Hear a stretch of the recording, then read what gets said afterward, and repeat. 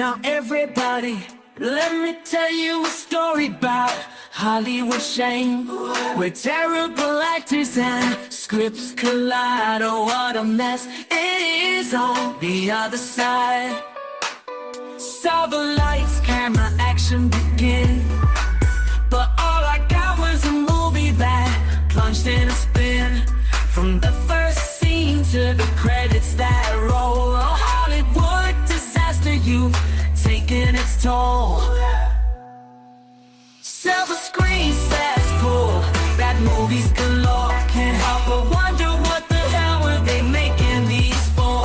Throw in some cliches, a sharp and predictable plot. It's a train wreck, I tell you, it's all they ever got.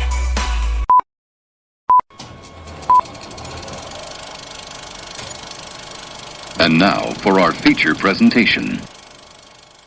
Welcome to the Silver Screen Cesspool, where we review the pool. And now your host, the surveyor of cinema, the mocker of moronic movies, the terror of tiny town, the last known survivor of battlefield Earth, the one of many, Alan Smithee.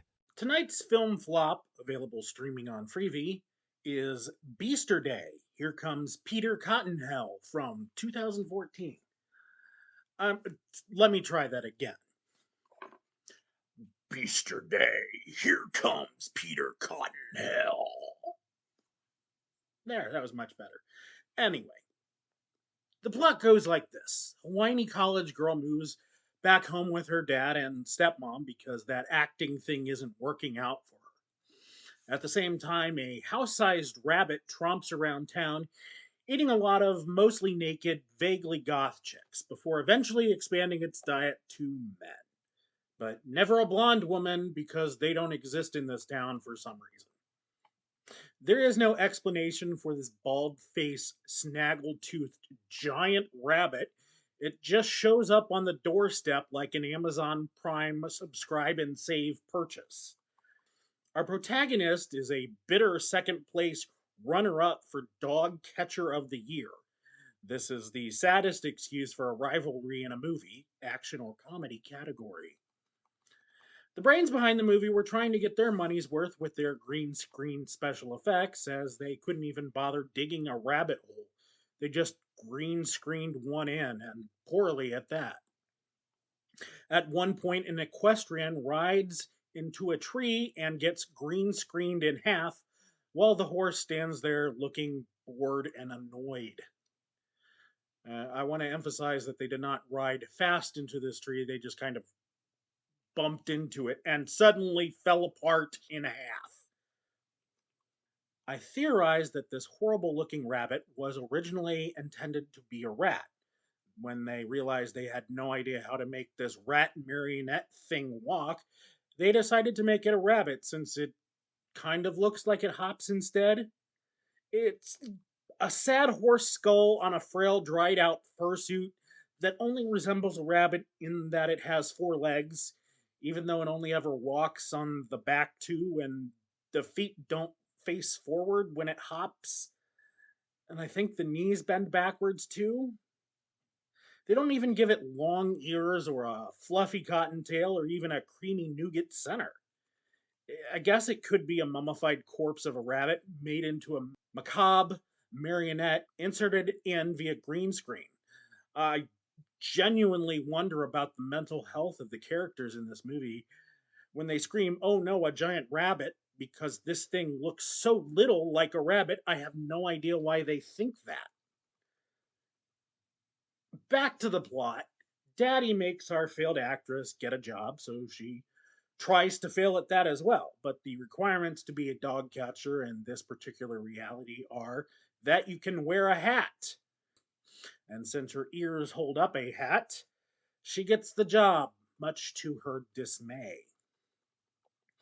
The town's mayor is a slacker corporate yuppie stoner dude, which at least for this movie explains away the government's inaction on the giant monster problem.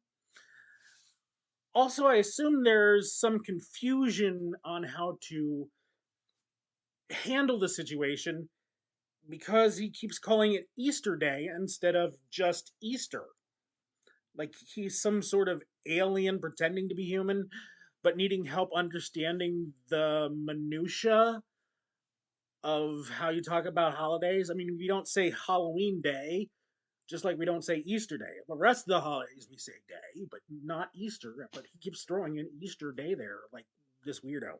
Anyway, that's my headcanon that he's an alien. Anyway, runner-up dog catcher of the year is crushing on the new coworker, failed actress. It's a nice change of pace at this point in the story from all the brunette bunny bites being taken. Seriously, like 8 busty brunettes who never interact with anybody else in the movie get eaten before anybody notices anything wrong. For whatever reason, the runner-up dog catcher's lines are very weirdly edited. Like his mic was picking up background train noises, and they only edited out the train noises when he wasn't talking. Like they noticed it was a problem, and they made a half-assed attempt to fix it. And the Beaster Bunny, I can understand why they didn't make him shriek like Godzilla, because rabbits do not typically make noises unless you're watching a Cadbury commercial. But it stomps around town silently. When it stomps, there's no noise. It's just kind of dancing there, again, like this weird marionette thing. How bad does a movie have to be where I'm even criticizing the audio editing of it? So the Beaster Bunny is defeated when our enterprising new dog catcher, make that dog catcher in the rye, dresses up her runner-up coworker as a carrot. This is an orange prison jumpsuit with a green construction paper hat complete with visible staples, uses it for bait, and shoots the big-assed bunny with a gun. Okay, so there are a few problems with this particular plot point. First of all, this bunny has been running around eating people. Why do you need to dress up a person like a carrot to use it for bait? Why not just use him as a people? 2, we're at the end of the movie and it's just now occurring to somebody to use a gun to kill this thing?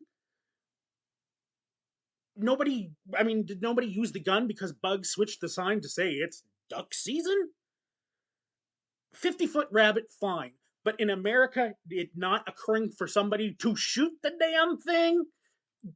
Completely implausible. And it's not like she shot it a bunch of times. She shot it like twice, and it's dead.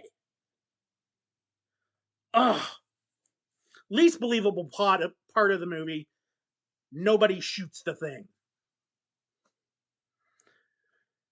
The credits list the Snig brothers as writers, directors, producers, and cinematographers, and as a general rule, the more roles listed for one name in the credits, the worse it is. Silver Screen Cesspool is written, directed, and starring Alan Smithee.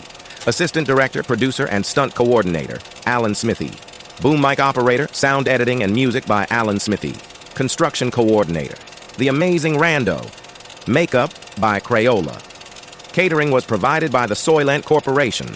Alan Smithee will be back in Return of the Curse of the Planet of the Prehistoric Bikini Ninjas versus Kingdom of the Bride of the Killer, Shark Cheerleaders 2, Electric Boogaloo.